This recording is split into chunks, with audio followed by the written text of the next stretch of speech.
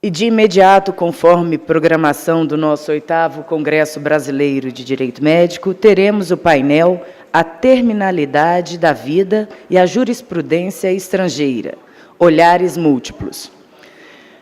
Impossibilidade de comparecer ao dia de hoje, teríamos a presença do presidente do CFM, doutor Carlos Vital, mas quem irá moderar este painel é o conselheiro federal do Conselho Federal de Medicina, doutor Giancarlo Fernandes Cavalcante.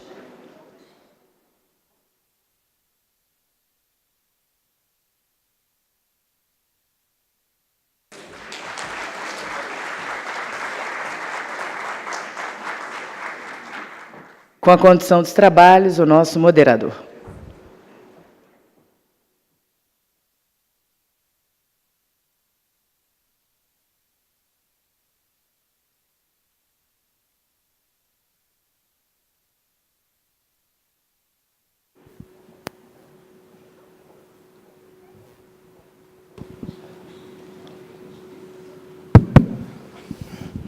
Bom dia a todos. Então, em substituição legal ao nosso presidente, vamos fazer a presidência dos trabalhos e, de imediato, eu convido para vir a compor aqui o nosso palco a doutora Luciana Dadalto.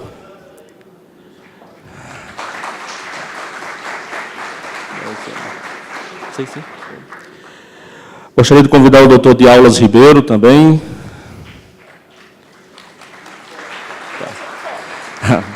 Está fazendo uma foto e depois da foto ele vai vir. E a doutora Heloísa Helena Barbosa.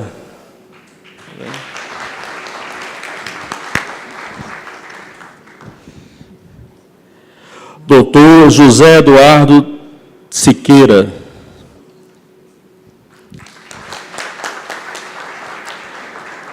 E, por fim, a doutora Silvana Bastos Cogo.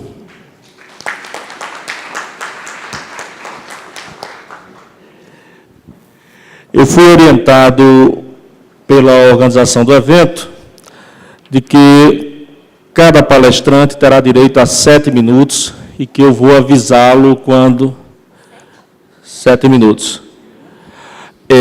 Com exceção da doutora Luciana Dadalto, porque a doutora Luciana vai apresentar um livro, vai apresentar uma obra aqui para a gente. Então... de lá. Não. Então, com exceção da doutora Luciana, isso eu recebi da coordenação. Por favor, não me queiram mal. E os demais palestrantes terão 7 minutos. Quando faltar 6 minutos, eu aviso.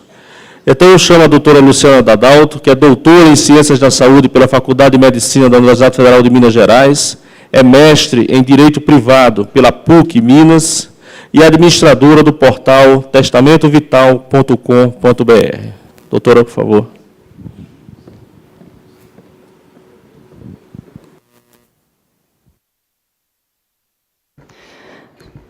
Bom dia.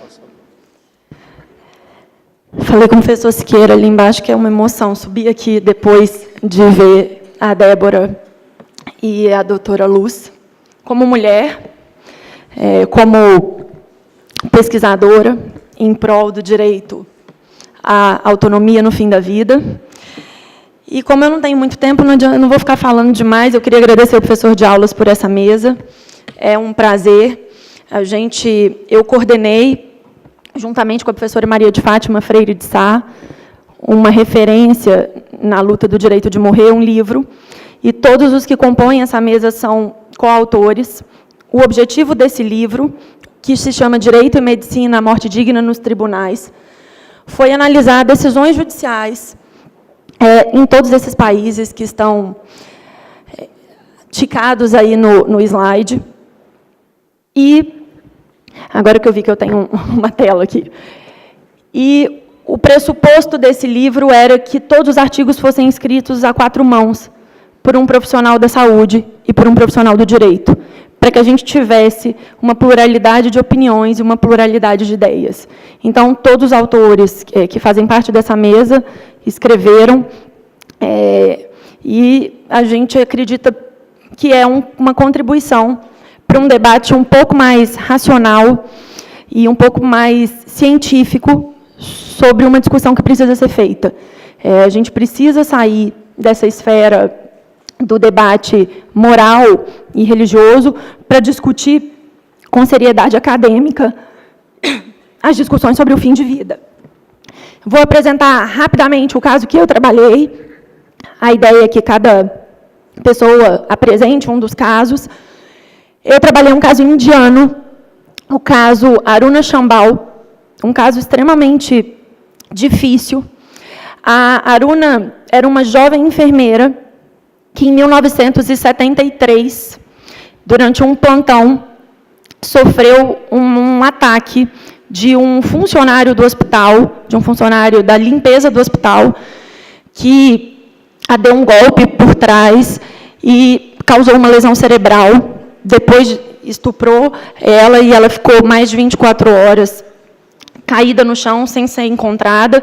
Um dia depois, quando encontraram ela já estava com dano cerebral irreversível, e ela ficou quase 40 anos em estado vegetativo na Índia.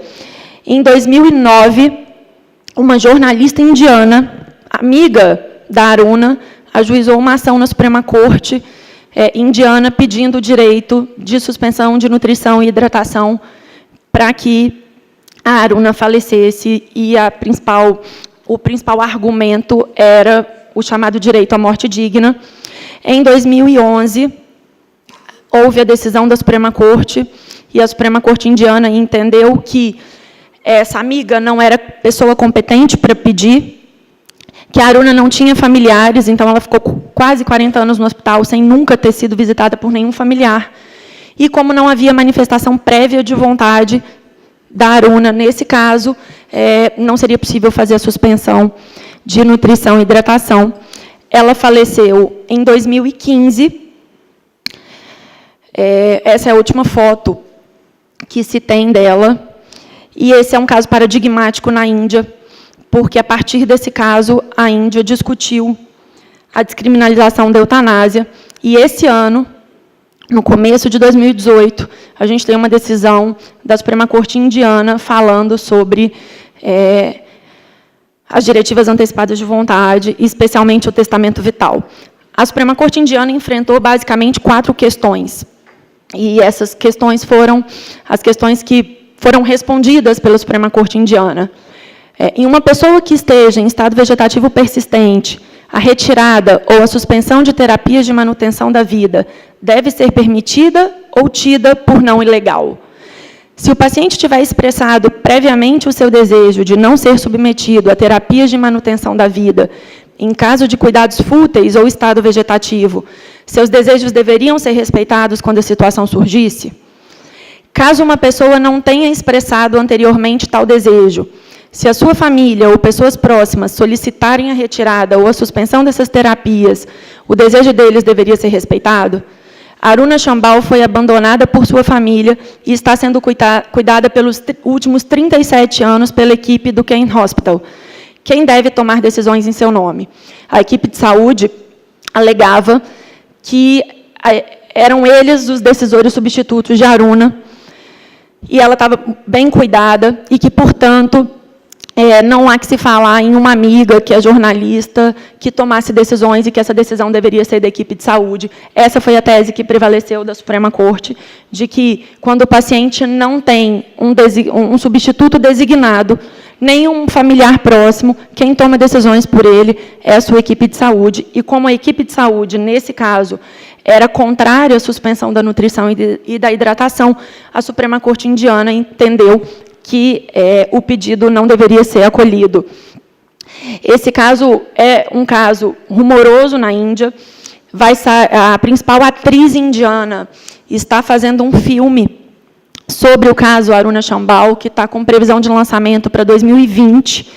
É um caso que despertou, além da discussão sobre o direito à morte digna, uma discussão sobre a posição da mulher, sobre a fragilidade da mulher frente a uma sociedade machista, muito parecido com uma discussão que a gente está fazendo hoje no Brasil, com esses feminicídios que têm acontecido com muita frequência. E mostra, mais do que qualquer coisa, que se a gente não discute de forma técnica os limites sobre o fim da vida, a gente sempre fica naquela discussão superficial sobre quem é que dá a vida e quem é que tira a vida. A gente precisa discutir o que é vida, o que é vida digna, o que é fim de vida e o que é morte digna. Morte digna não pode ser um conceito imposto pelo Estado. Precisa ser um conceito construído individualmente pela biografia daquela pessoa. E, para algumas pessoas, o pointer não estou conseguindo passar. Vocês podem passar para mim, por favor?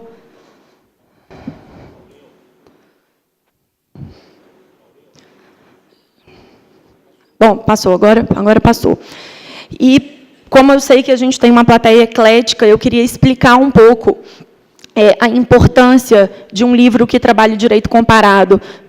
Ontem eu ouvi algumas pessoas falando assim, vocês vão fazer uma mesa, mas é uma mesa que vai falar sobre casos internacionais, como se isso tirasse a importância da discussão. E eu trouxe uma citação de uma doutora de Pernambuco, que diz que o direito comparado parte da comparação, do enfrentamento entre modelos jurídicos diferentes, e o que é de fundamental importância para se questionar, para se pôr em crise determinada norma, instituto, ordenamento ou interpretação jurídica.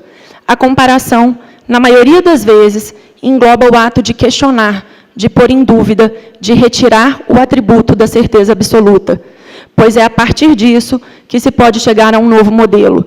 Nós vivemos hoje no Brasil num estado de certeza absoluta sobre as discussões do fim de vida, e o Estado é um estado absoluto de negação. Nós negamos a morte, nós negamos a terminalidade, nós negamos o fim de vida. E, enquanto a gente nega tudo isso, tem um monte de gente morrendo, sofrendo nos hospitais brasileiros. O convite que esse livro faz para todo mundo é que a gente discuta de uma forma científica sobre como melhorar a condição de fim de vida dos pacientes brasileiros. Porque até que a Google consiga o que ela está tentando, que é a descoberta da imortalidade, até que isso aconteça, todos nós vamos morrer. E nós corremos o risco de sermos o paciente de amanhã que está em sofrimento no fim de vida. Esse é o livro. Por razões formais do Conselho Federal de Medicina, a gente não pôde trazer o livro para venda. O livro está à venda no site da editora. Com o código de desconto, com o meu nome, vocês conseguem 30% de desconto sobre o preço de capa. E eu agradeço muito ao professor de aulas pelo espaço que ele sempre me concede e convido a todos vocês a que a gente mude de patamar na discussão sobre o fim de vida. Obrigada.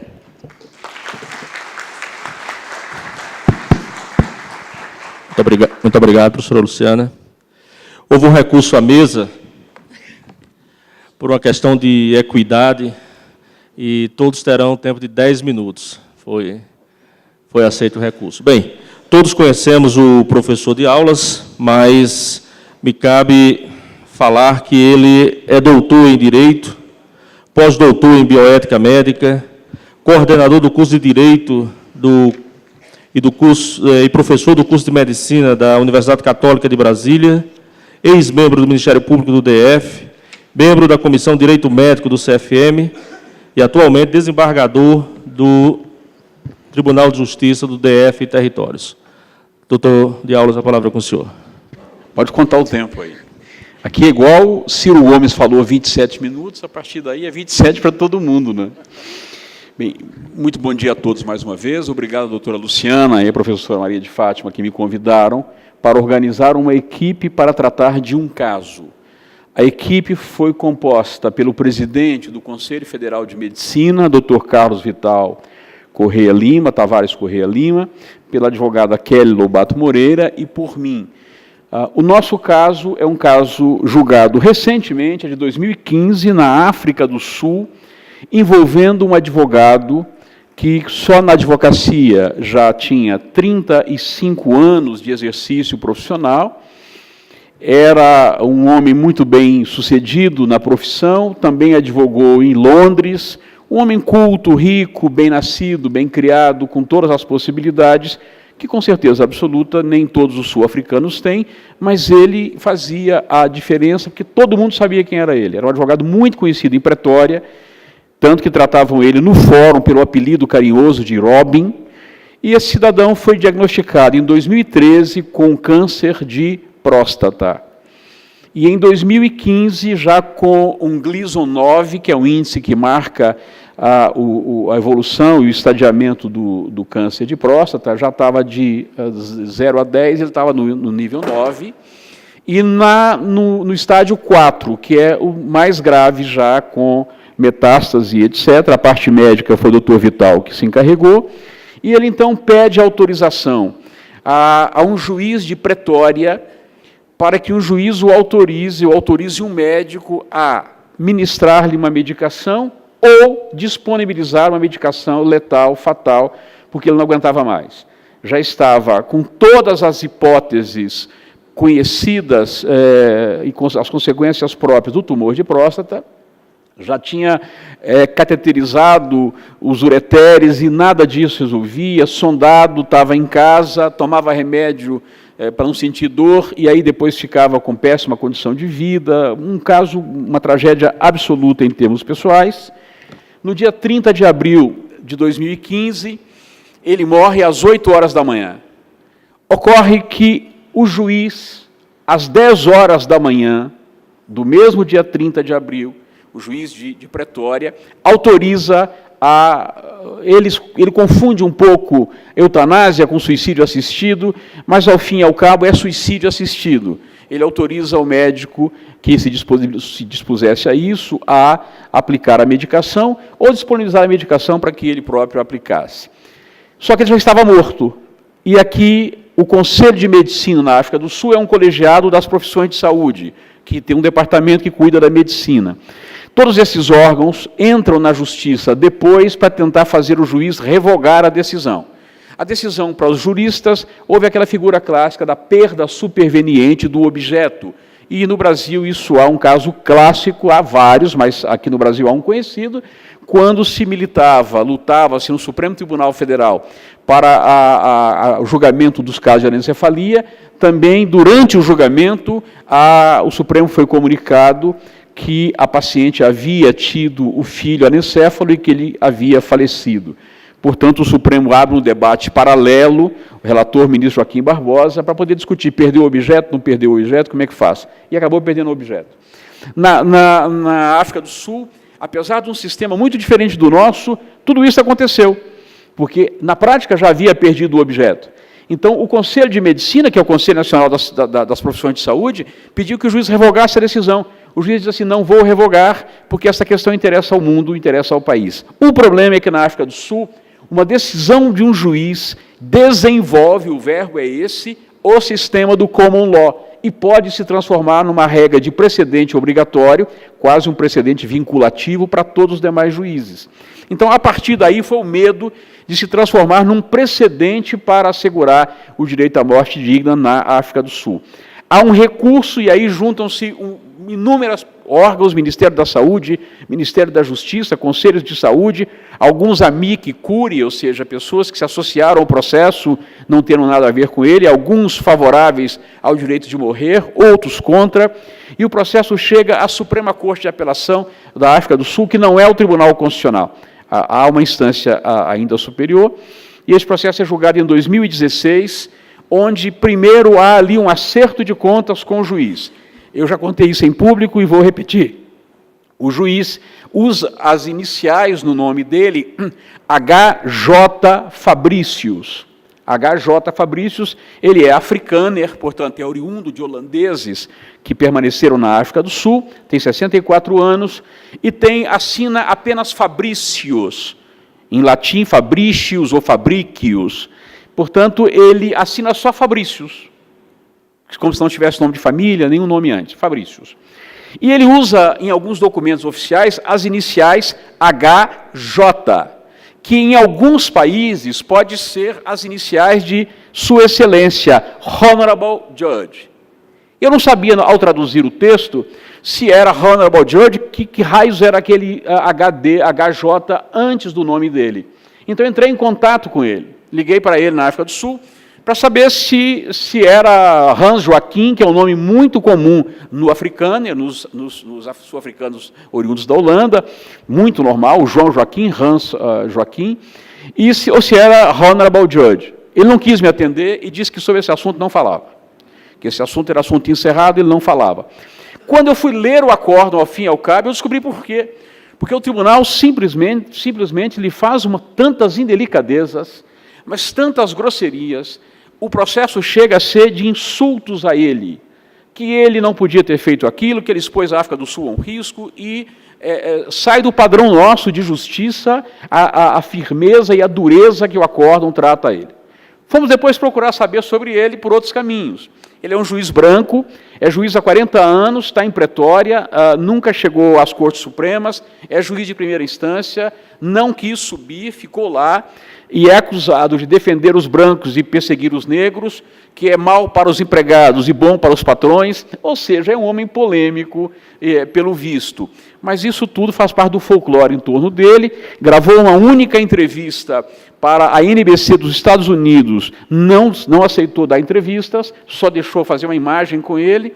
Moral da história, o nosso processo vai chegar à corte, depois de todo este assunto, a corte joga pedra em todo mundo. Diz, por exemplo, que a ONG que estava patrocinando o paciente, lá o Robin, estava com interesses escusos, porque ela fez uma vaquinha, um crowdfund, para arrecadar fundos, já para um outro paciente que morreu antes da hora, ele morreu de suicídio, mas natural, sem intervenção médica, e a corte parte para isso e diz que eles estão querendo ganhar dinheiro com essa causa, que isso é uma causa de militantes mercenários e tal. Vai no nível de dizer que este processo é um escândalo, porque, afinal de contas, não tem cara, porque o espólio não tem interesse na causa, porque o espólio não defende o direito de morrer mais, que a causa não é transmissível intermortos, algumas são transmissíveis aos sucessores do morto, essa não é transmissível aos sucessores do morto. Portanto, o processo é muito interessante. Eles entram na discussão sobre perda superveniente do objeto, que é uma causa muito vulgar nos países de tradição romano-germânica, mas na Colômbia essa matéria foi vencida. Aquela primeira paciente que a doutora Luz Adriana se menciona, que diz que morreu, tratada na Colômbia pelo nome de Júlia, e o acórdão diz que é um pseudônimo criado para ela, para permitir a liberação do acórdão, para que todos tivessem acesso, para não ficar em segredo de justiça, eles deram um pseudônimo para ela, o pseudônimo Júlia. Ela morreu durante o processo, e mesmo assim a Suprema Corte da Colômbia disse que a morte não podia impedir que esse tema fosse debatido, e debateu e legalizou a eutanásia. Na Argentina, 4 dias depois da morte do senhor Ovídio, morreu um outro cidadão que estava em coma há mais de 20 anos e mantiveram-no em UTI com respirador durante uma boa parte desses 20 e tal anos, enquanto os tribunais se manifestavam, para não deixar ele morrer e a causa ser extinta, porque na Argentina vários casos morreram durante o processo e os tribunais arquivaram o processo, os médicos seguraram ele vivo até a corte julgar. A corte julgou às 14 horas, ele morreu às 16 horas. Portanto, e na Argentina diz que houve a legalização da eutanásia, desculpe, ali era uma disputa de mídia para saber se foi a Colômbia ou se foi a Argentina, né? Ou seja, Maradona ou, sei lá. Então, ali era um campeonato para ver quem ia vencer. Não tem nada a ver disso, a Argentina não tem eutanásia. O que a Argentina tem é uma lei federal e uma lei estadual antiga sobre suspensão de esforço terapêutico, sobre ortotanásia. Este caso foi até a Suprema Corte, porque queria-se uma solução nacional e foi dada. O paciente tem o direito, por si, ou estando inconsciente pelos seus representantes, ou familiares, ou curadores, no caso, de pedir que se suspenda. O nosso acórdão foi traduzido quase na literalidade, depois nós adaptamos com textos de outros países, e, ao fim e ao cabo, aqui eu termino, a Suprema Corte vem com o discurso de que a África do Sul é um país de pobres, ou com muitos pobres, Portanto, que a legalização da eutanásia pode tirar dos pobres o respeito à vida e trazer para os ricos uma outra posição social, critica todo mundo, ninguém escapa, todo mundo sai chamuscado nesse processo, mas, ao fim e ao cabo, quando eles dizem que a África do Sul não tem condições sociais de enfrentar um caso desse, ele cita como referência a Holanda, cita como referência já a esta altura o Canadá, mas não cita como referência a Colômbia. Portanto, o discurso do problema social da África do Sul é um discurso temporário. Vê-se pelo debate que eles vão ter que enfrentar o tema e, como disse o professor de Portugal ontem, vão ter que legalizar uma hora dessa. Neste caso, não deu. Portanto, agradeço a colaboração maravilhosa do Dr. Carlos Vital, que fez a revisão de toda a literatura médica que é citada no voto dos juízes e nós traduzimos. E também a doutora Kelly Lobato, que cuidou da revisão final de tradução de algumas partes do acórdão. Era isso, espero que gostem do livro, não vamos fazer propaganda dele, o Conselho não permite propaganda de materiais comercializados nas suas dependências, mas permitiu que nós mostrássemos a capa do livro. Muito obrigado, era isso.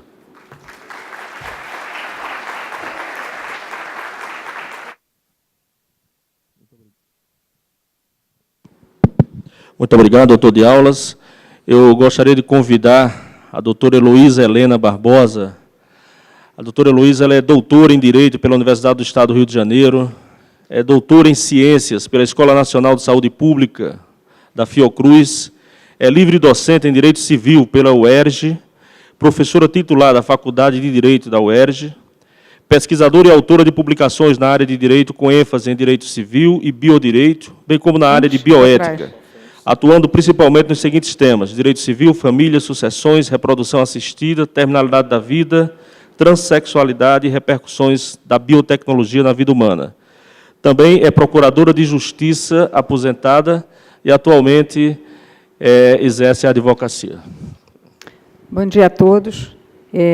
Cumprimento todos os presentes, especialmente os integrantes da mesa, na pessoa do seu presidente, e agradeço a oportunidade de estar aqui nesse evento, que me honra muito.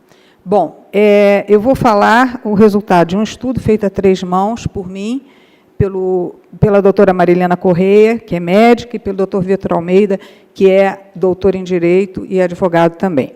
O foco é o caso que foi muito rumoroso, o caso Charles Gard, acontecido no Reino Unido, e o foco é o poder familiar e a morte digna dos filhos. Até que ponto os pais têm o poder de decidir sobre a morte dos filhos ou impedi-la, como foi a hipótese. Tentarei ficar nos 10 minutos. Bom, esse caso, nós estamos focando, como eu falei, no poder familiar, nos limites do poder familiar, mas, em verdade, ele é um caso muito fértil para estudos jurídicos, bioéticos e médicos.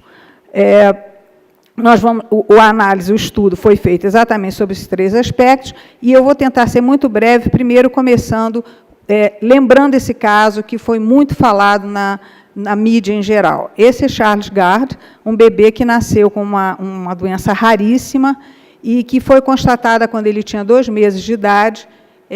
Ele aparentemente estava bem, mas ele não ganhava peso. E aí, levado ao hospital, se constatou que ele tinha uma doença gravíssima, uma doença genética, que tirava das células dele, desculpem as impropriedades médicas, mas tirava das células dele a energia que ele necessitava para viver. E ele ficou, desde então, no hospital, e, de modo muito sintético, o hospital começou a verificar que não tinha meios de tratá-lo e recomendou que ele entrasse em cuidados paliativos para que ele não sofresse mais, né? Eles entenderam, como está dito ali, inclusive, que um tratamento experimental que era requerido pelos pais, esse tratamento havia sido proposto por um médico americano que tinha feito um experimento com esse tratamento, mas por uma outra doença, e que ele achava que, teoricamente, poderia ajudar o Charles Gard.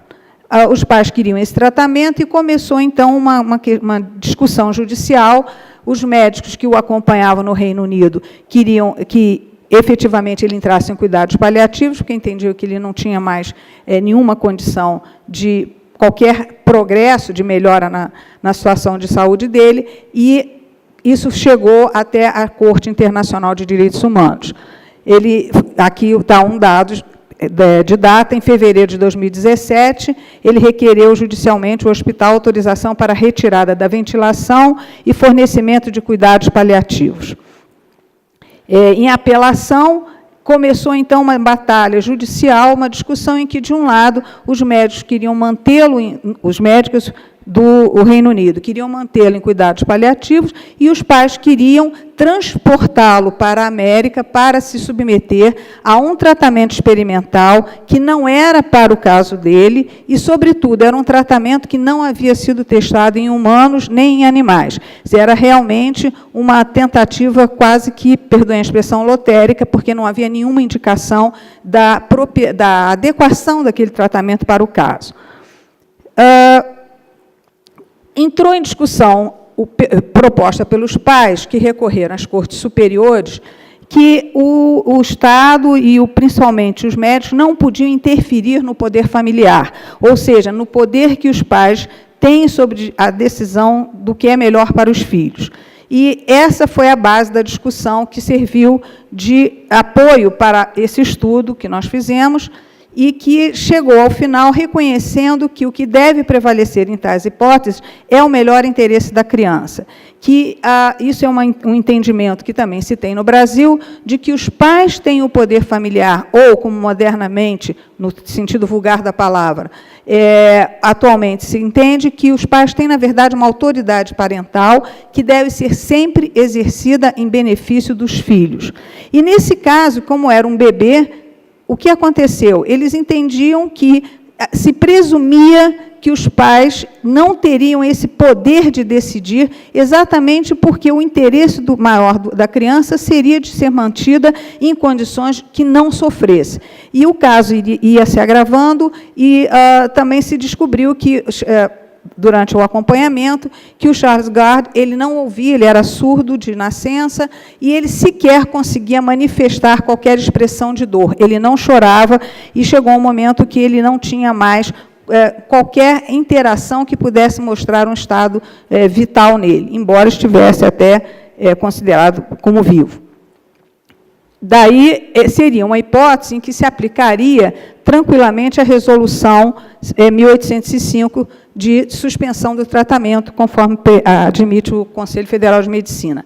Na verdade, e peço aqui, emprestada a fala da doutora Luciana, o estudo foi feito com base numa decisão da Corte Europeia de Direitos Humanos, mas ele é muito útil para que nós possamos refletir para casos futuros, que certamente já devem até ter ocorrido no Brasil, do que fazer com um bebê que está numa situação irreversível. Por fim, os aspectos bioéticos também da questão nos conduzem, a partir da bioética principialista que o Brasil tem adotado, que adotou-se, ou cumpriu-se, ou atendeu-se o princípio da beneficência e da não maleficência, na medida em que foram feitos todos os esforços para que ele tivesse algum tipo de apoio, mas chegou um momento que teria que se suspender o tratamento, porque dali para frente se estaria numa situação nítida de distanásia.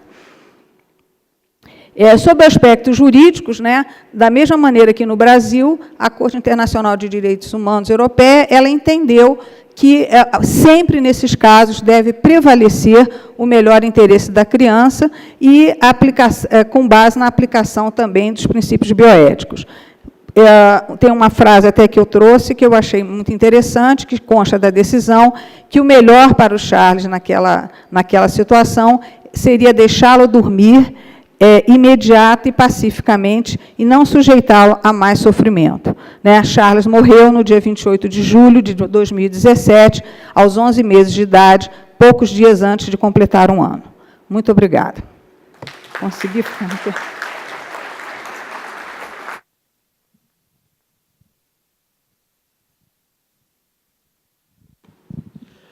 Eu gostaria de convidar o doutor José Eduardo de Siqueira, ele que é professor titular do curso de Medicina da PUC do Paraná, é doutor em Medicina, presidente da Sociedade Brasileira de Bioética no biênio 2005 a 2017, é membro titular da Associação Internacional de Bioética, professor de Fundamentos de Bioética e Bioética Clínica no programa de mestrado em Bioética da PUC do Paraná e também membro titular da Academia Paranaense de Medicina.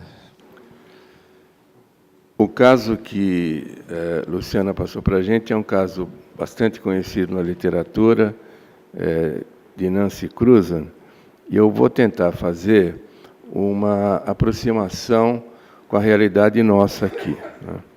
Esse caso teve um caminho bastante tortuoso na justiça americana. Como vocês estão vendo, o nome que eu dei é Crônica de uma Agonia Anunciada, né? Essa moça teve um acidente em 1983, um acidente, ela foi atendida por paramédicos, a reanimação foi feita depois de um tempo de 10 minutos, ela chegou no hospital e a avaliação, desde logo, demonstrou que ela tinha uma lesão cerebral irreversível e o neurologista fez a hipótese diagnóstica em estado vegetativo. 10 meses depois, os pais, tendo um diagnóstico dos médicos que era absolutamente irrecuperável o estado dela, o prognóstico, solicitaram que os médicos interrompessem todas as medidas de suporte vital. Os médicos, como a legislação não permitia, disseram que fariam isso, entretanto, só poderiam fazê-lo se amparado numa decisão judicial. Os pais entraram, então, ela é do estado de Missouri, entraram com um pedido de suspensão, que foi inicialmente acolhido, mas que posteriormente foi negado, e os pais, desesperados, passaram um tempo maior ainda, e entraram com um pedido na Suprema Corte dos Estados Unidos. Veja, isso aconteceu em 83, o caso foi para a Suprema Corte em 1990, né? E na Suprema Corte teve uma votação, foi muito estreita, de 5-4, no sentido de negar o provimento ao pedido de suspensão. E, curiosamente, os pais voltaram a entrar com o pedido novamente no Tribunal do Estado de Missouri, e aí eles agregaram alguns testemunhos de 3 colegas de Nancy que conviveram com ela e que tiveram dela o depoimento de que ela não suportaria viver numa situação de impossibilidade de se comunicar, sem vida de relação. E o tribunal acolheu o pedido e não houve nenhum tipo de solicitação para que isso retornasse à Corte Superior e, portanto, os pais conseguiram. E na lápide da Nancy, vocês podem ver, não sei se vocês estão enxergando, mas tem a data de nascimento, que é 20 de julho de 57. Embaixo está departed, ou seja, os americanos usam isso para dizer a morte, a data da morte, morte como pessoa, que foi 11 de janeiro de 83, e a morte em paz, né? A morte em paz, que aconteceu quase 7 anos depois, né? Eu vou passar rapidamente, porque o tempo realmente é curto. Nós temos que entender, nós, sobretudo aqueles que militam na vida acadêmica, que nós vivemos um momento, sobretudo na segunda metade do século XX, de um fascínio pela tecnologia, né? A medicina se transformou refém da tecnologia, né? E houve realmente uma verdadeira subversão. O que era complementar, que era o exame, acabou sendo uma coisa essencial, né? Esse autor, que é o Bernard Laun, tem um livro que eu recomendo, A Arte Perdida de Curar, que ele diz que as escolas se transformaram em ambientes onde se formam pessoas diz ele, gerentes de biotecnologias complexas. Eu acho que, eu concordo com o Armando, nós devemos trazer estudantes de medicina aqui, porque é absolutamente necessário que o Conselho tenha esse alcance, no sentido de mostrar que a formação do nosso profissional tem que ser muito mais além do que uma carga horária absurda, que de 9.000 a 11.000 horas, mas tem que ter um componente, conteúdos de ordem humanista. Esse é um livro famoso também, de um autor, de um cirurgião americano, que trata da questão, quando o indivíduo sai da condição de ser humano, ele se transforma num caso clínico. E esse livro foi um livro traduzido para todos os idiomas, Como Morremos. Ele fala exatamente isso, quer dizer, o ator passa a ser marginalizado. E aí a equipe de cuidados é que passa a tomar decisões, e daí a figura dramática da distanásia, né? Dos procedimentos desproporcionais que simplesmente levam aquela pessoa a ter uma morte prolongada. Existem dados bastante robustos que demonstram que existe uma insatisfatória formação dos médicos sobre terminalidade da vida. O primeiro artigo é do século passado, mas os dois últimos são do século XXI, um artigo de 2010, e eu quero me deter no último, que é produto de uma tese de doutorado da USP. É um colega que estudou as 11 unidades de terapia intensiva do complexo do HC em 2 casos. Um caso, o primeiro caso vocês estão vendo, a respeito de ordem de não reanimação. E aí vocês veem dados muito impactantes, quer dizer, 90% entendiam que naquela condição de uma senhora com estado vegetativo persistente não havia por que continuar ou fazer reanimação. Entretanto, vejam que 44% não concordavam em registrar no prontuário. Quem trabalha na academia vai entender o que eu vou dizer. O docente está passando visita e tem um caso como esse, ele diz assim, escreve no prontuário que foram feitas todas as manobras e que não teve sucesso. E o residente escreve, e não foi feito absolutamente nada. Nós estamos ensinando os nossos estudantes a mentir, né? E o outro caso é um caso dramático também, de suporte avançado de vida, numa senhora com falência múltipla dos órgãos. E vocês veem que 20% dos médicos manteriam todas as medidas, inclusive a hemodiálise, né? Por quê? Primeiro, medo de um processo judicial. Essa é a grande sombra. A sombra de que o médico vai ser movido a uma ação de omissão de socorro. E segundo, porque se vocês olharem o segundo trabalho, veja, ele estudou 5 escolas de medicina no 5º e 6º ano, no final do curso, e vejam os números, 82% não tiveram informações sobre terminalidade da vida. Como dar más notícias, 50%. Então, em algumas circunstâncias, eu digo o seguinte, o aparelho formador é deformador. Como é que você pode pedir para um médico, para um egresso, que ele tenha a conduta se ele não sabe como fazê-lo, né? Eu acho que essa frase do Ellinger é uma frase que a gente tem que se debruçar e mostrar para os nossos estudantes. Os nossos problemas de medicina, nessa área de uma tecnologia de grande avanço, são mais éticos do que técnicos. O indivíduo que tem, numa unidade de terapia intensiva, um arsenal absurdo de recurso para manter aqueles dados vitais... 1 minuto, doutor. Opa! A gente tem que torturar os dados aqui. Veja, os nossos problemas são éticos e não são técnicos, né? Claro que o Conselho Federal de Medicina tem um papel absolutamente essencial. Vocês veem, está incorporado no Código de Ética, que é um erro, é vedado ao médico fazer distanásia. Entretanto, se nós entrarmos nas unidades de terapia intensiva, está sendo feito distanásia.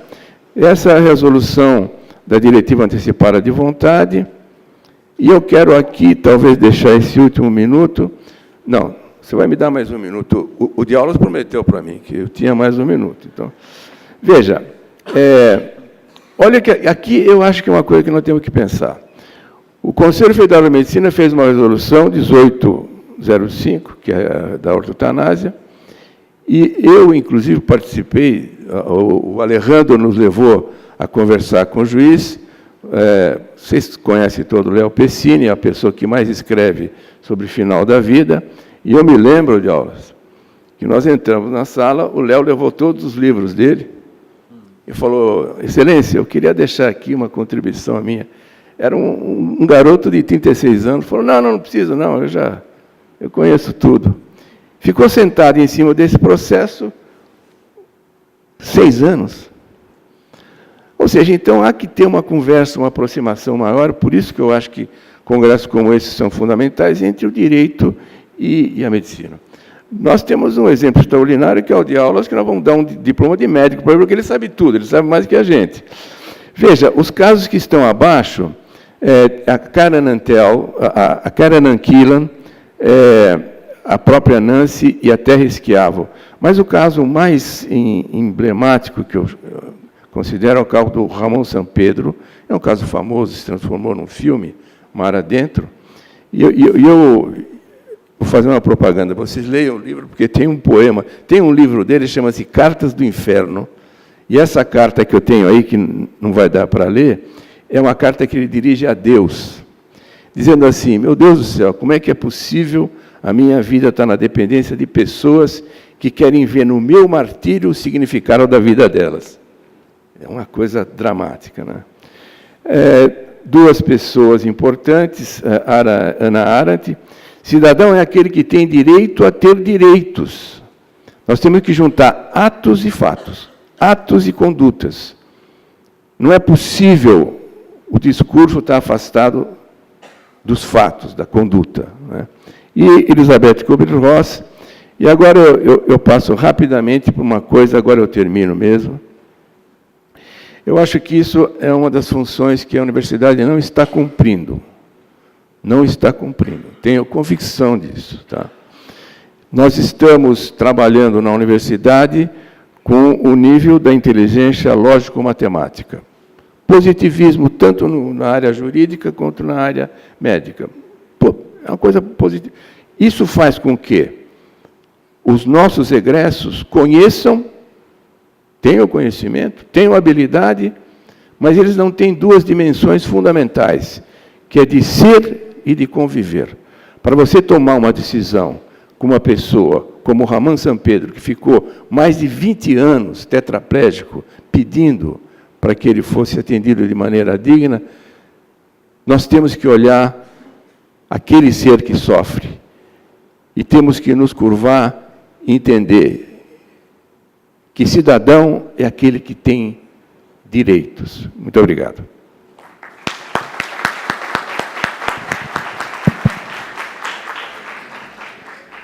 Gostaria de convidar a doutora Silvana Bastos Cogo.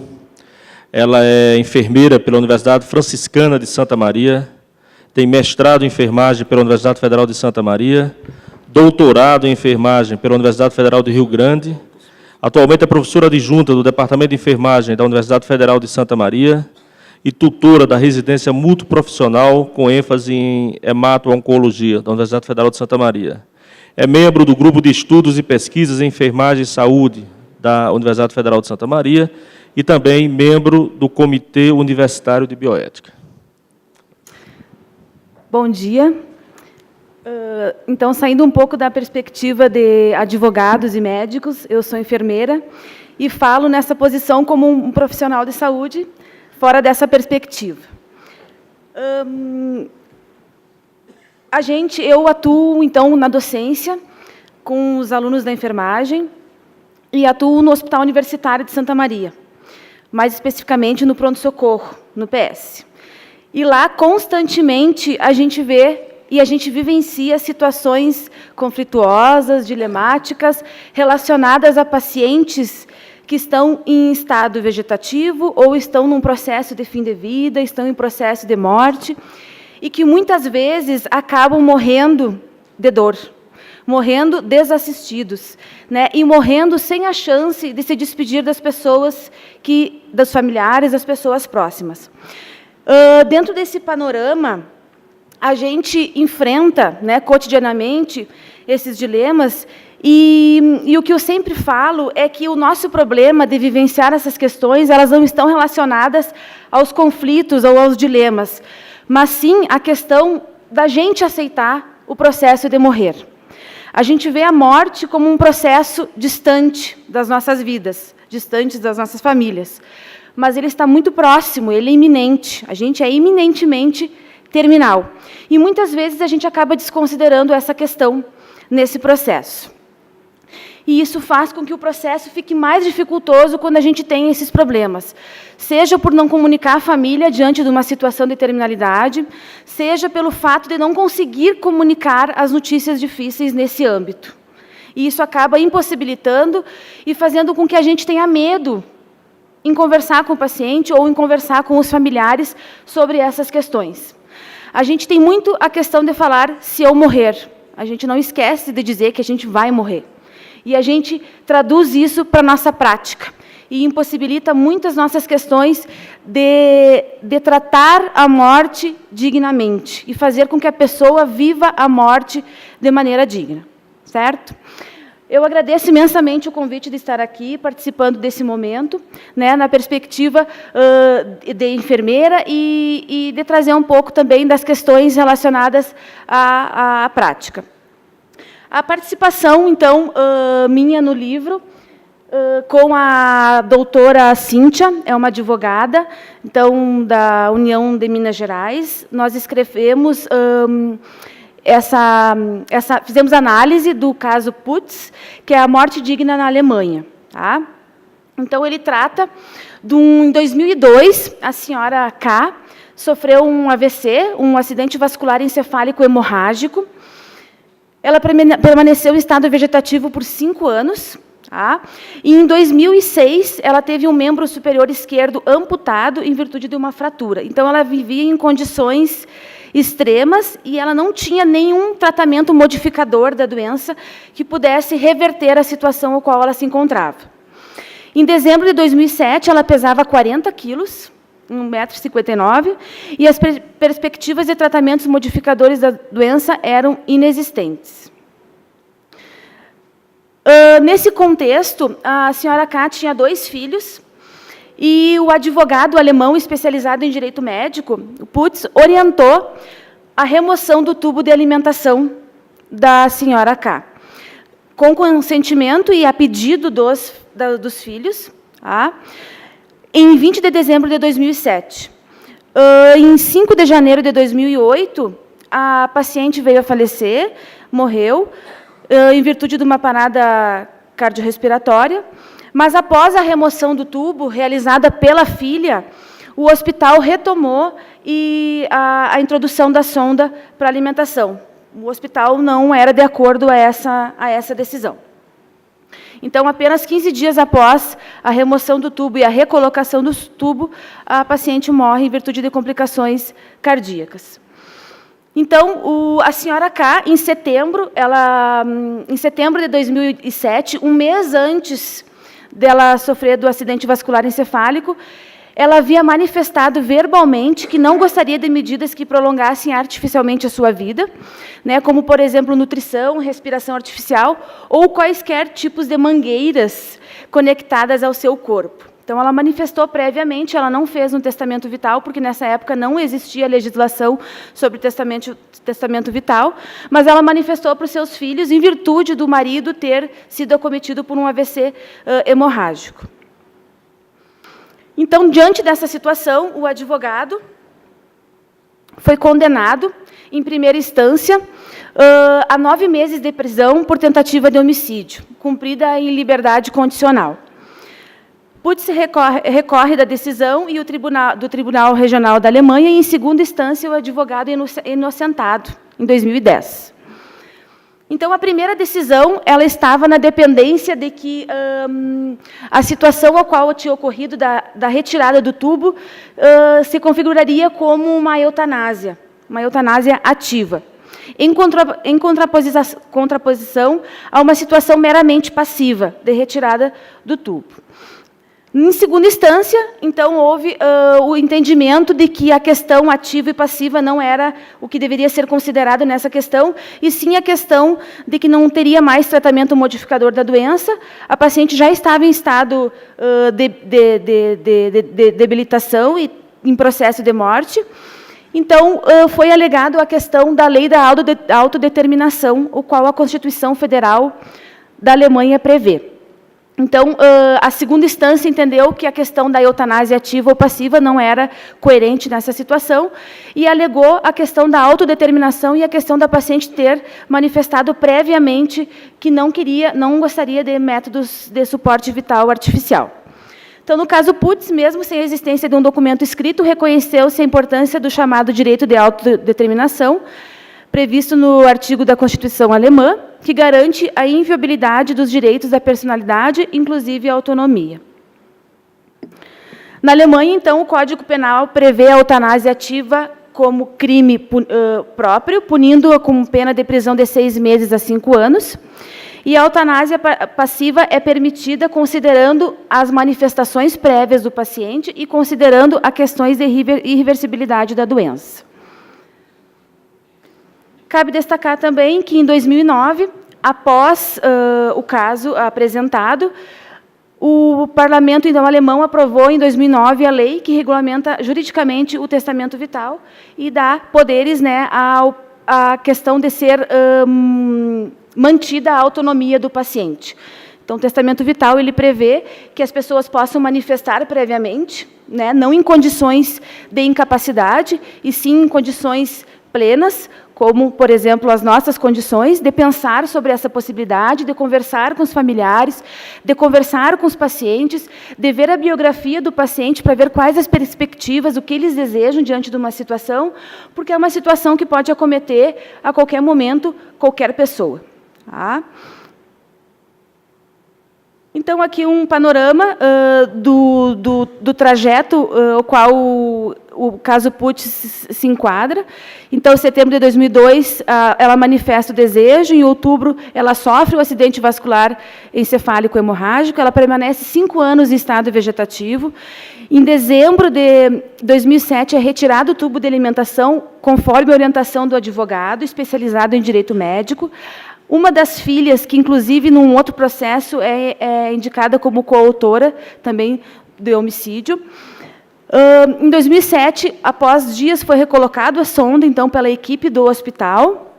Após 15 dias, a senhora K morre, em virtude de uma parada cardiorrespiratória. Em 2009, então, entra a lei do testamento vital. Putz é condenado a 9 meses. A acusação foi do Ministério Público. E, em 2010, ele é, então, absolvido por considerarem a questão da autodeterminação e a questão de não reversibilidade do processo de doença da paciente. Então, o caso apresentado sobre a limitação da alimentação artificial coloca em pauta um dilema enfrentado em tantos ambientes da saúde, de assistência à saúde no Brasil, que, por vezes, passam desapercebidos e permeados por dúvidas sobre a aplicabilidade e licitude da interrupção de suportes artificiais da vida. Subestima-se o sofrimento, não apenas de pacientes e familiares, como dos próprios profissionais da saúde, seja por entenderem tratar de tratamento indispensável, seja por temerem que pareça configurar um abandono ao cuidado ao paciente. Agradeço imensamente a atenção de todos. Isso aí.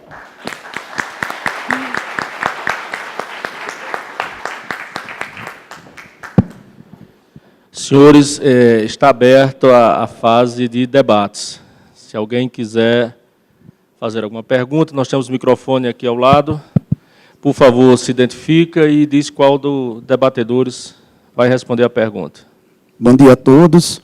Sou Técio Rebelo, advogado de Natal, do qual já parabenizo o presidente por ser meu conterrâneo e uma pessoa de autoestima. Queria parabenizar a manhã de hoje pela conferência da doutora Luiz Adriana, muito clara, muito direta, e uma frase que me marcou foi que ela disse que o Estado deveria regular menos e educar mais. E eu penso, educar, e aí agora, nesse contexto todo, além de educar, tentar respeitar mais ainda a autodeterminação de cada ser humano. Né? Então, parabéns pela sua conferência, foi excelente. E gostaria de perguntar para a minha colega distinta, Luciana Dadalto, fazendo uma correlação com a conferência, houve uma pergunta aqui se na Colômbia poderia se fazer esse processo de eutanásia para outras pessoas que não fossem cidadãos colombianos. E como eu sei, acompanho o trabalho da doutora Luciana, se ela tem a experiência de outros países que aceitam tanto a eutanásia como o suicídio assistido. Ok? Muito obrigado.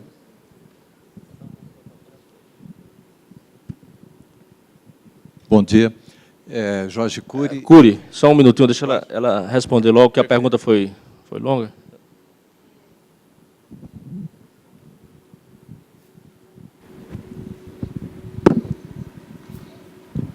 Bom dia, Tertius, obrigado pela pergunta.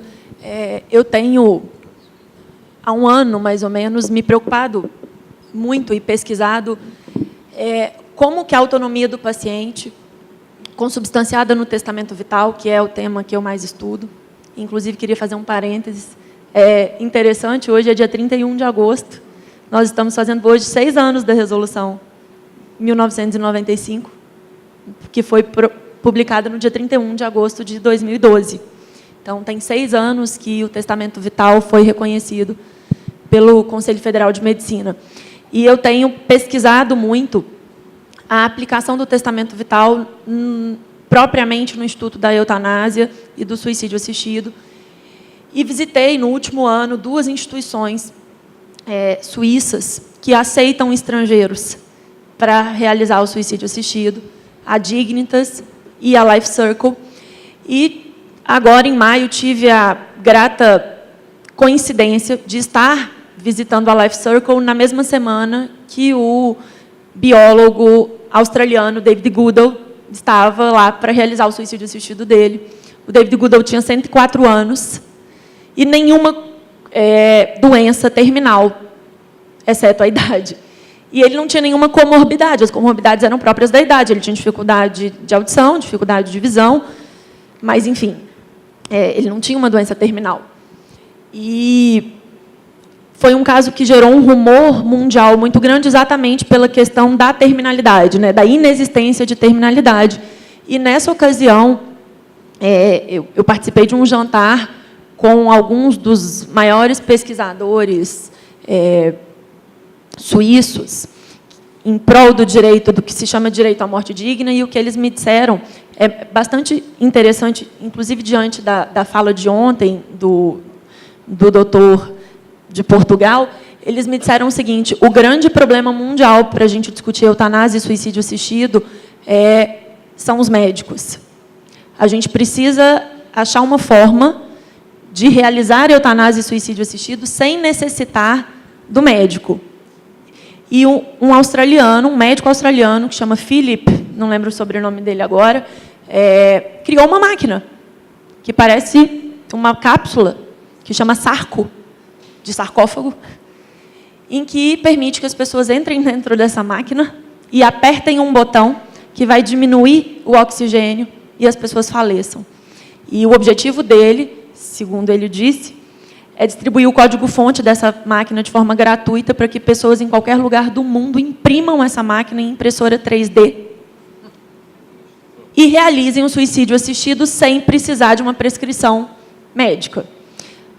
No mês que vem vai acontecer na África do Sul um congresso mundial das associações em prol do direito de morrer, em que a conferência principal vai ser do Philip, que vai levantar uma nova tese em prol do direito ao suicídio assistido de qualquer pessoa, independente de ter uma doença.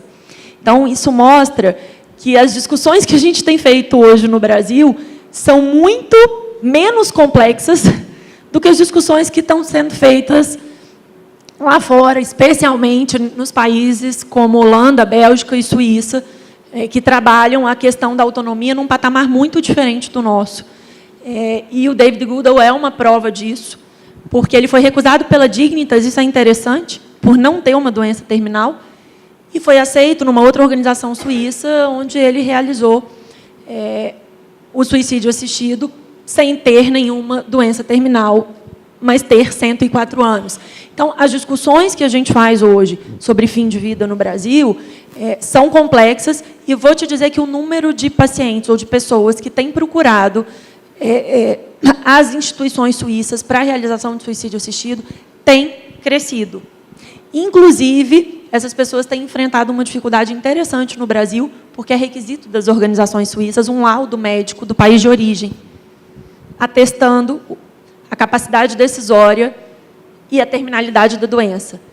E muitos desses pacientes, quando procuram médicos psiquiatras dizendo quero um laudo porque eu vou apresentar esse laudo nas instituições suíças, os médicos têm se utilizado, e aí com o direito deles, a objeção de consciência, e dito, eu não vou te dar esse laudo. E aí tem pessoas que não conseguem nem aplicar por não conseguir acesso a um laudo de um profissional que faça essa indicação. Então, a gente está... o caminho para o estrangeiro hoje no Brasil, ou melhor, para o brasileiro, é a Suíça. A Suíça é o único país do mundo que aceita estrangeiros para a realização de suicídio assistido. Doutora Luciana, quanto custa o suicídio na Suíça? 10 mil francos suíços, o que dá uns 45, 47 mil reais. Com uma informação interessante, a Dignitas tem um programa de assistência gratuita para pessoas que comprovam a hipossuficiência. Mas a pessoa precisa pagar, pelo menos, a ida até a Suíça. Eles não financiam, mas é uma grana interessante. Conselheiro Cury. Bom dia. Sou Jorge Cury, conselheiro federal por São Paulo.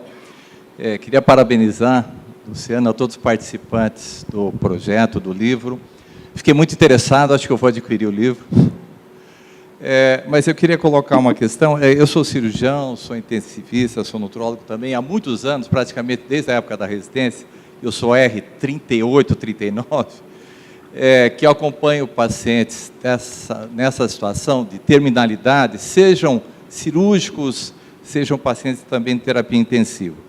E, realmente, eu reconheço a importância fundamental da gente trazer mais essa cultura, tanto para o estudante como para o médico brasileiro. Eu acho que nós estamos, lamentavelmente, um pouco atrasados em relação a isso. Tem estimulado muito isso, eu trabalho na Unicamp, existem pessoas muito interessadas que estão desenvolvendo bastante isso lá. Agora, eu vou fazer uma declaração. Eu acho que um evento como esse, acho que é importante porque trocamos aí posições, ideias, fundamentos, né? Eu sou, em princípio, contra a eutanásia. Agora, sou altamente favorável à ortotanásia. Eu não sei se, em algum ponto, essas coisas que estão sendo colocadas aqui como suicídio assistido, de repente, elas se convergem um tanto, né? A gente tem que procurar esses pontos de convergência. Me preocupa, em alguns casos, particularmente, que foram colocados aqui, que eu acompanhei, procurei estudar, como da Terra Esquiavo, ela me parece que ela, pelo menos a família afirmava, que ela tinha algum certo grau de contato. É aquela questão, né? O que é vida para um e para outro? Eu já vi pacientes traumatizados que praticamente não se movimentam e não querem morrer. Se adaptaram, né? Tem aquele caso daquele cientista inglês, que é um caso muito famoso, do Hawkins, né? E outros casos que eu particularmente já observei, são pessoas que são muito agarradas à vida de forma extremamente interessante e positiva, né? Então, por exemplo, se a família fala que interage com o paciente, como no caso da Esquiavo, por exemplo, que o marido procurou desligar, dizendo que ela teria afirmado anteriormente que não gostaria de uma situação como aquela, então me preocupa, né, se existe fio de vida, né? É difícil definir isso, que é para um e para outro, né? Como é que alguém interfere dizendo que tem que desligar, por exemplo, tirar, por exemplo, a alimentação, né?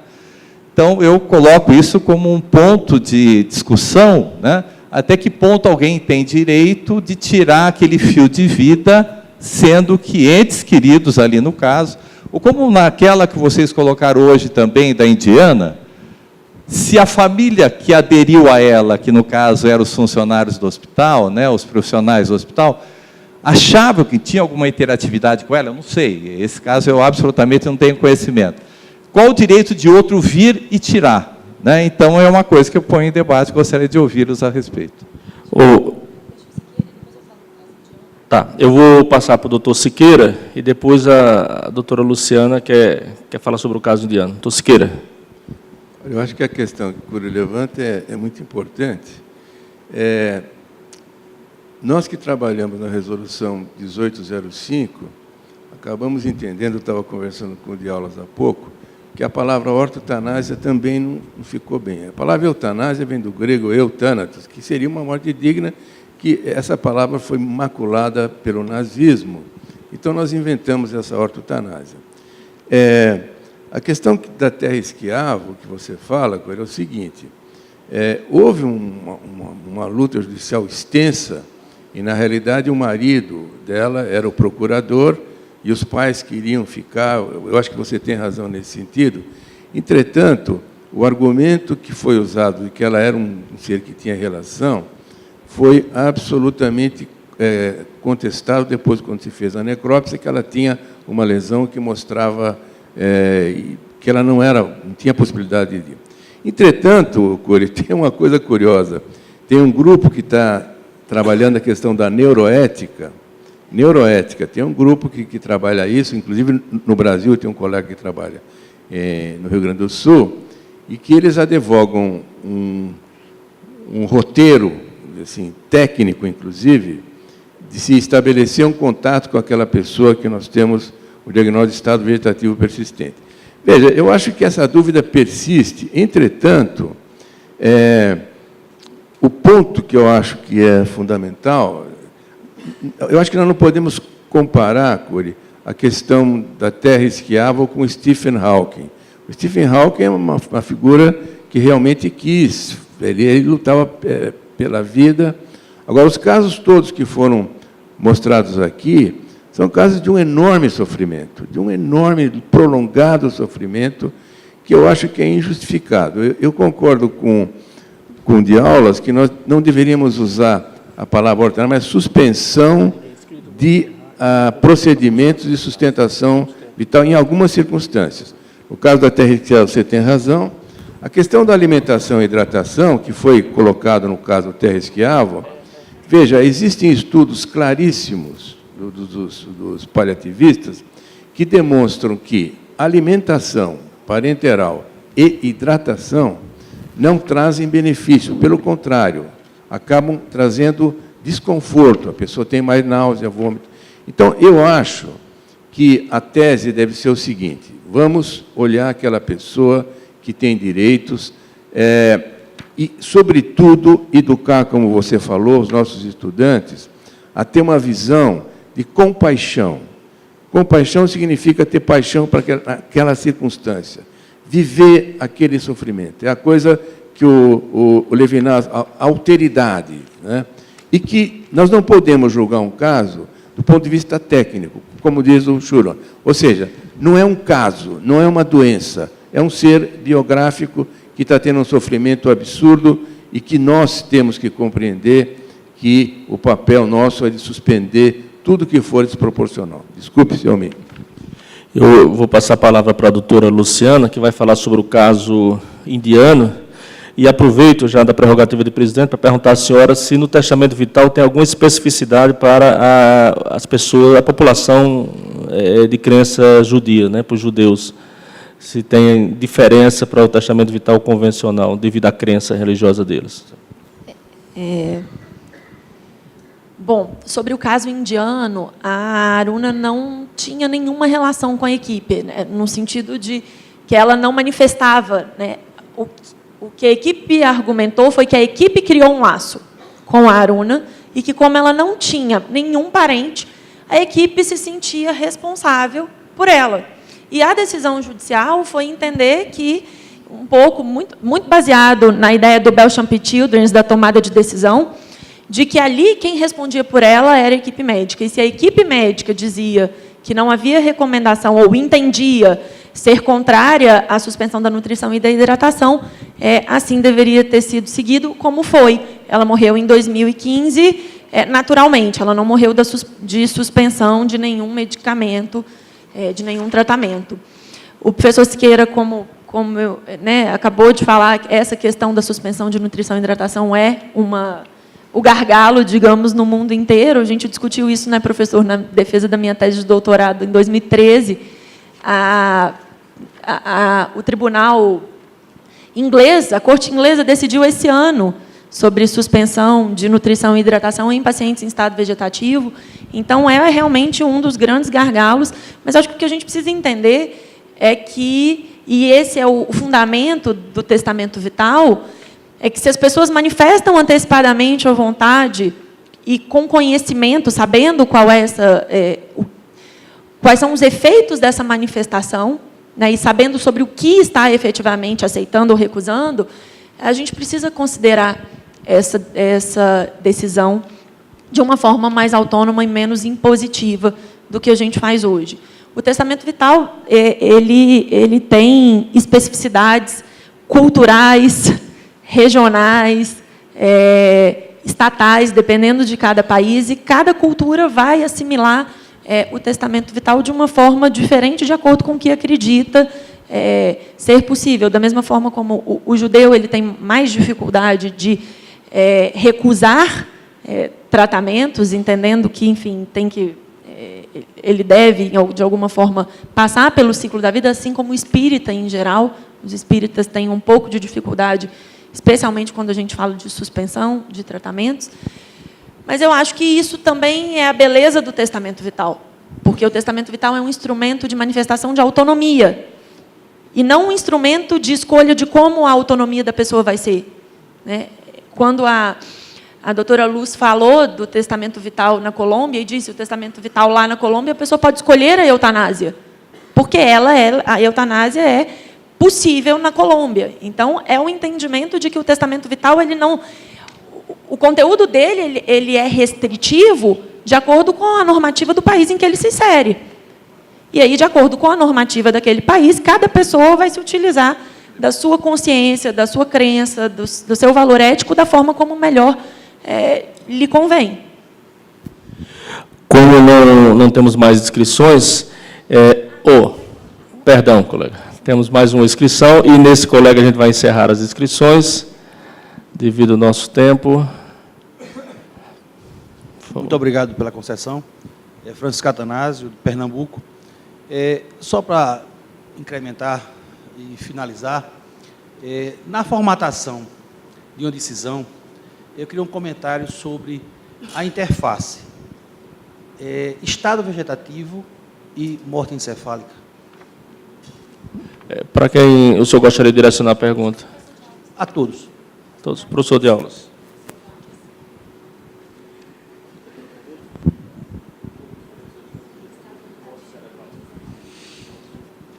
O doutor Ideraldo Cabeça, na palestra de ontem, fez uma exposição técnica sobre a diferença entre coma, entre estados vegetativos e entre a morte encefálica. Portanto, é um tema muito médico que eu, apesar de dominar a matéria, me sinto um pouco constrangido de falar num congresso de médicos, porque esse assunto não é para um jurista, ainda que eu saiba perfeitamente a diferença entre coma, estado vegetativo persistente e morte encefálica.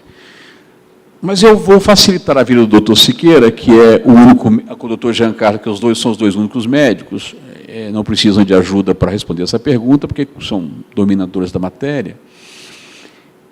Quando nós falamos em morte encefálica, não tem mais o que conversar em termos de bioética. O assunto está encerrado, porque a morte encefálica no Brasil foi regulamentada como fim de vida, adotando os critérios Harvard dos anos 70, e o Conselho Federal de Medicina, em dezembro do ano passado, estabeleceu os novos critérios, a reflexia de estímulo visual de pupila, de dor, de temperatura, aqueles testes que o doutor Ideraldo Cabeça nos ensinou como é que faz durante a conferência de morte encefálica e transplante de órgãos, né? Então, todos os debates que nós fazemos, e ontem foi feita uma pergunta muito interessante, exatamente igual a de hoje, também interessante, sobre isso nós começamos já respondendo, dizendo o seguinte: morte encefálica encerrou o debate. Né? O diagnóstico de morte encefálica não tem mais o que fazer. Mas tinha. Existe um movimento que está discutindo os critérios de morte encefálica, e se morte encefálica de fato é morte. Há gente com boa qualidade, de boa fé, contestando a morte encefálica como fim da existência humana.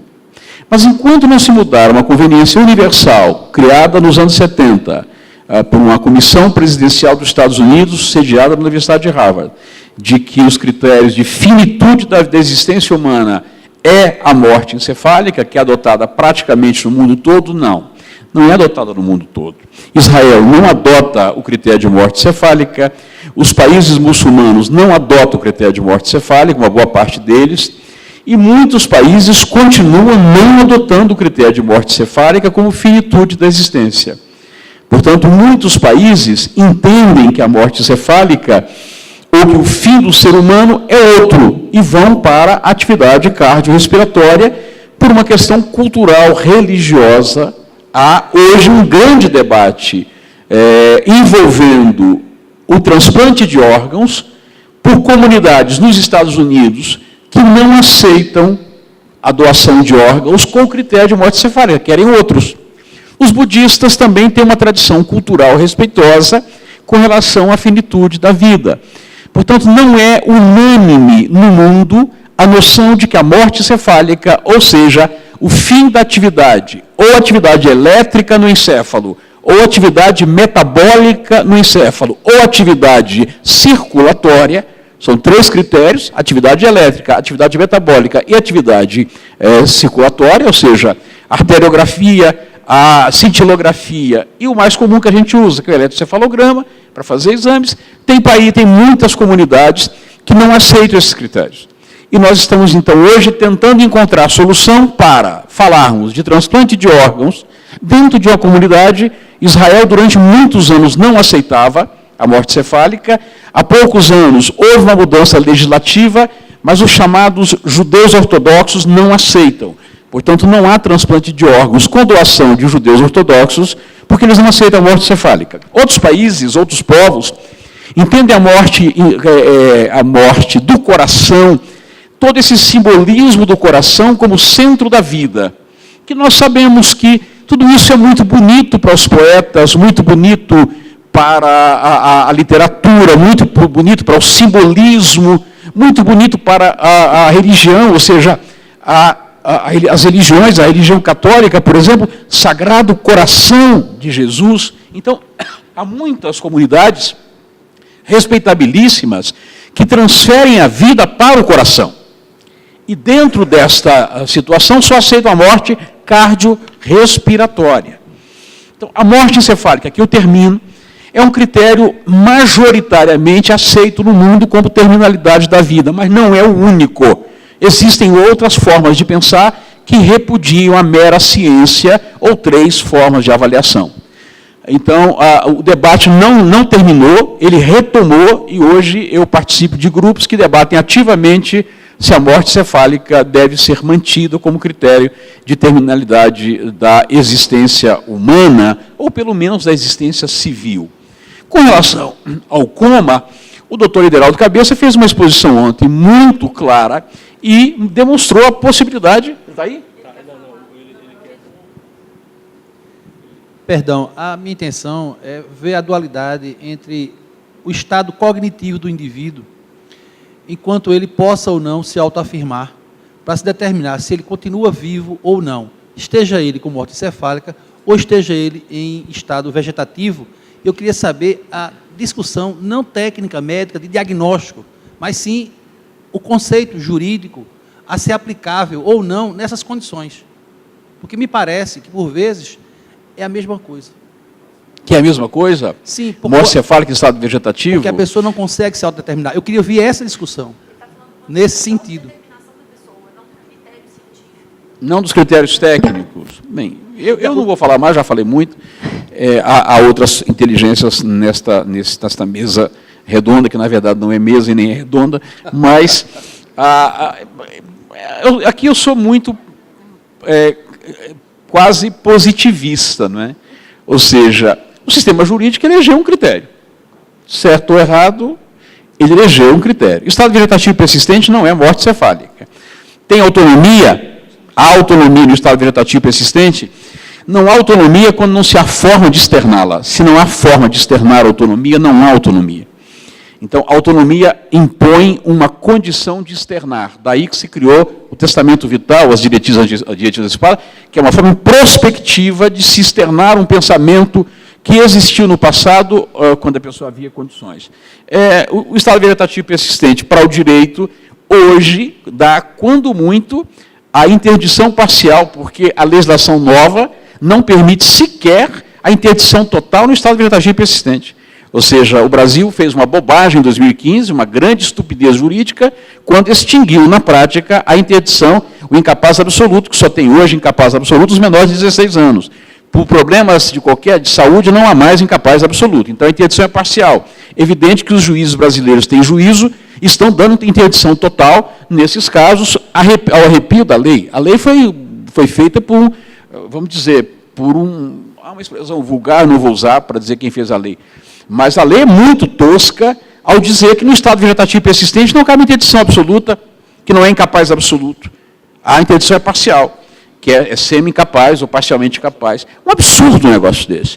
Mas, enfim, eu não vou estender mais. Eu entendo, sem não conseguir responder a pergunta, que a diferença é que a morte encefálica tem previsão jurídica, é o fim da existência, o estado vegetativo persistente não equipara-se à morte cefálica, mas, em compensação, não há autonomia, porque não há forma de externar. Com esta fala, eu já encerro, não faço considerações finais, e quero apenas lembrá-las o seguinte: eu vou tomar o tempo de vocês no começo da tarde, e vou falar sobre a responsabilidade médica e vou provar um caso aqui ao vivo, vou fazer aqui uma mágica daqueles que vão em programas de televisão, eu vou mostrar que o consentimento informado não resolve tudo e há casos que o consentimento informado não serve para absolutamente nada no direito. Então, vou desmontar o consentimento informado. E teremos aqui uma mesa muito agradável com o presidente da Sociedade Brasileira de Cirurgia Plástica, que, com certeza, terá muito para nos ensinar, porque hoje ocupa a cátedra máxima da cirurgia plástica, que é o Dr. Nive Stephen. E vamos também estar presididos pela doutora Rosilane, que já está ali, e vai ter uma mesa bacana. Isso é poder chamar o público, eles não vêm, eles vão almoçar agora, vão todos embora. Sexta-feira. E depois vamos fazer uma mesa redonda sobre a ANS. Tem promessa aí que vão dar mais tiros na ANS do que o Jair Bolsonaro está dando por aí, que vai ser um tiroteio absoluto na ANS. Portanto, eu quero terminar essa minha intervenção. Peço desculpas à pergunta, talvez não tenha conseguido entendê-la e respondê-la ao nível, mas para lembrar que à tarde o Congresso continua. Nós prometemos acabar às 4 horas da tarde. Então, da minha parte, eu agradeço a todos e convido para que sejam aqui à tarde, porque vai ser uma sessão de encerramento tão digna e tão animada como a do começo, não é? Além de jurista, um grande marqueteiro também, né? Eu vou cancelar o meu voo para assistir essa. Então, já me levantaram a placa ali para as considerações finais, cada um vai ter 2 minutos. Eu passo a palavra à doutora Silvana para suas considerações finais. Eu reitero, então, o meu agradecimento por estar compartilhando nesse momento e por discutir questões tão iminentes na nossa prática profissional, onde envolve os conflitos, os dilemas. Há pouco tempo, lá na nossa universidade, a gente passou por uma situação de extubação paliativa. A extubação paliativa é um procedimento previsto aos pacientes que estão em processo de morte e morrer. Esse paciente ele havia manifestado verbalmente que não gostaria de ter sido entubado ou traqueostomizado. E o maior dilema que a gente enfrentou nessa questão, além de considerar as questões jurídicas que muitas vezes todos os profissionais, enfermeiros, médicos, nutricionistas enfrentam das questões das punições legais, foi o fato de que a equipe de saúde, a equipe que assiste o paciente, não está informada ou não está capacitada para enfrentar, para vivenciar e para aceitar questões que incutem a limitação ou a suspensão dos esforços terapêuticos. A ideia não só na área médica, mas também na área da enfermagem e outras áreas, que o objetivo maior, muitas vezes, fica na dependência do curar e não do cuidar da pessoa, né? Então, a questão de se conversar sobre isso, a questão da iminência da morte a todos, e que a equipe de enfermagem, a equipe de todos os profissionais estejam engajados a discutir sobre essas situações, porque são todos eles que são envolvidos nessa prática. O nutricionista tem uma aversão ao paciente que tem o tubo retirado. Para eles é inadmissível, mesmo que considerando as pesquisas que comprovam que a alimentação em final de vida não é satisfatória e não vai reverter ou não vai prolongar, ouvi vários depoimentos que eles não aceitam a questão da retirada de um tubo de alimentação. Então, são questões que devem ser conversadas, devem ser pautadas na nossa prática, para a gente propiciar a nós e aos nossos pacientes uma morte digna para todos. Muito obrigado. Doutora Heloísa, por favor. Bem, eu quero agradecer mais uma vez a oportunidade de estar aqui e dizer, complementando a minha fala, que eu fiquei muito premida pelo tempo, que a questão, no Brasil, a semelhança do que aconteceu no caso Charles Gard, ela seria certamente judicializada, porque em todas essas hipóteses em que nós temos incapazes, especialmente crianças, os médicos, em geral, pedem autorização judicial, mesmo até em algumas situações em que há consentimento dos pais, eles se sentem mais seguros, pelo menos os médicos com quem eu conversei, tendo uma autorização judicial. E queria tentar colaborar na resposta à última pergunta, aqui, se me permitem, na qualidade de professora de Direito Civil, não digo nem professora, de estudiosa, porque Direito Civil a gente não aprende nunca. Mas eu penso o seguinte, o que importa é que, se a pessoa não pode manifestar vontade, que seria o caso, quer no estado que foi citado de coma, ou no caso da pessoa já estar em morte encefálica, a verdade é a seguinte, quem diz se está vivo ou se está morto para o direito é o médico. A gente fica esperando o atestado de óbito para poder dizer que está vivo ou está morto. Se a pessoa não tem como expressar a vontade dela, nós vamos entrar exatamente na hipótese, que é a mais difícil que eu tratei, de alguém que vai falar por ela. A pessoa tem que ter um representante, e essa discussão sobre o representante que é a questão. Quem é que pode falar por uma pessoa que, teoricamente, como bem lembrou o doutor de Aulas, é uma pessoa capaz, né? Ela não pode nem mais ser interditada para fins de questões existenciais. Então, hoje, o problema, eu concordo com o doutor de Aulas, embora eu seja uma defensora do Estatuto da Pessoa com Deficiência, o problema hoje está mais complicado. Quer dizer, alguém vai ter que falar. No caso de menores de idade, em geral, falam os pais, mas quando é uma pessoa maior e capaz, se ela não deixou testamento vital, daí a importância que a gente tem dado ao testamento vital, nós teremos que recorrer a alguém da família. E aí, às vezes, a família também não se entende. Quer dizer, a questão, eu diria, como nós usamos falar em direito, é de autoindagação. Me considera só um segundo. Uma grande perda que nós tivemos nesta mudança legislativa foi a retirada daquele procurador para assuntos de saúde que o Código Civil criou. A curatela do enfermo. Exatamente. Porque podia-se nomear um procurador para administrar a vida do paciente durante o processo de tratamento médico. Foi uma conquista imensa. Eu participei da comissão que fez o Código Civil, ainda no Congresso Nacional, junto com o professor Miguel Reale e com todos os outros. Tudo aquilo se perdeu com revoga-se o artigo tal do Código Civil. Eu acho que nós perdemos. Era só para fazer uma opinião pessoal, mas agradeço a sua fala, que foi muito objetiva. Eu que agradeço a oportunidade. Doutora Luciana. Bom, rapidamente, eu também queria falar sobre a sua colocação.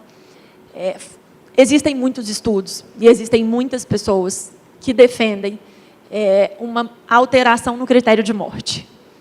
Existe uma corrente forte, se tiver interesse depois eu posso te passar alguns artigos, que entende que a gente precisa mudar o critério científico de morte, porque nós estamos falando de um critério que é científico, para um critério mais personalizado de morte, dentro das especificidades de cada pessoa. Inclusive, essa corrente, a principal defesa é que o estado vegetativo persistente seja entendido como uma morte jurídica, uma morte médica e científica. Mas essa é uma discussão que vai longe e que a gente poderia tratar sobre ela, com uma mesa, com um tempo. E eu queria terminar agradecendo ao professor de Aulas pela oportunidade. agradecendo a todos por estarem aqui, e eu queria fazer uma provocação para o próximo congresso. Porque, para que se trate, eu acho que a gente tem tratado muito sobre fim de vida, mas eu acho que a gente precisa começar a tratar sobre o problema que mais acontece no Brasil, que é a obstinação terapêutica. Eu acho que a gente precisa discutir obstinação terapêutica com mais profundidade. Tem muita gente boa no Brasil estudando obstinação terapêutica, muita gente boa fora do Brasil estudando, porque, na verdade, enquanto a lei não for resolver a questão de eutanásia e suicídio assistido, a gente vai continuar discutindo, mas como a lei não fala nada sobre obstinação, ela tem sido feita com muita frequência. Porque a eutanásia, nós pressupomos que ninguém faz porque é ilegal. Mas a distanásia, a obstinação terapêutica, está todo mundo fazendo, porque a gente não discute nem se é legal, nem se é ético, e é uma discussão que precisa ser feita também olhando para o paciente que está em fim de vida. Muito obrigada. Bem, o doutor de aula já fez as suas considerações, vocês vão estar logo mais ao vivo com eles, às 14 horas aqui, com a apresentação de palco e tudo, né? Tudo. Mágica, doutora Rosilane, né, a apresentação dela. Bem, doutor Siqueira, suas considerações finais. Eu vou aproveitar as últimas palavras da Luciana para dizer o seguinte, insistir no aspecto, nós precisamos entrar no aparelho formador, porque a questão da obstinação terapêutica está muito presente ainda, sobretudo nos cursos da área de saúde, porque nós estamos presos no paradigma do curar. E nós temos que dar um salto para o paradigma do cuidar, e isso tem até uma justificativa epidemiológica. Hoje, nós temos uma população que está envelhecendo muito e que vão morrer de doenças crônico-degenerativas, que não tem cura. Então, nós temos que ensinar os estudantes a cuidar. Com relação à dúvida que o colega levantou, é uma dúvida extremamente interessante. Do ponto de vista filosófico, eu diria para você que tem duas correntes. Uma corrente que é da bioética personalista, que diz que a vida é um dom de Deus. E, por outro lado, no outro extremo, tem o utilitarista de consequência, e aí está, por exemplo, Peter Singer, que diz assim, há uma diferença entre o que é ser humano e pessoa humana. Ser humano é aquele que tem o DNA. Pessoa humana é um ser de relação. Então, diz o Peter Singer, se o indivíduo perdeu a condição de ser de relação, ele não é mais pessoa humana. Obrigado. Agradeço a presença de todos e declaro encerrada essa mesa. Muito obrigado.